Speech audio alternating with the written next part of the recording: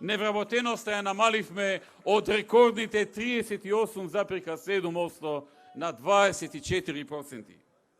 Македонија продолжи да гради успешна бизнис клима и беше рангирана на 5-то место во Европа и 10-та во светот.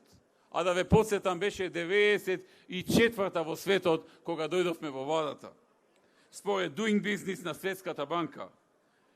И прва во светот според извештајот на IBM за ново отворени работни места како резултат на директни инвестиции по глава на жител. Во периодот на криза продолживме со зголемувањето на пензиите.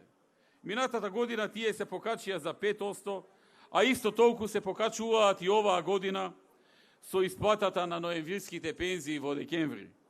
Од 2006 до денес во просек се зголемени пензиите во Македонија за 70%, а најниските за над 90%. Обезбедено е изголемување на социјалната помош, па дури и во кризната 2015 година социјалната помош порасна за 10%, а во 2016 за нови 5%.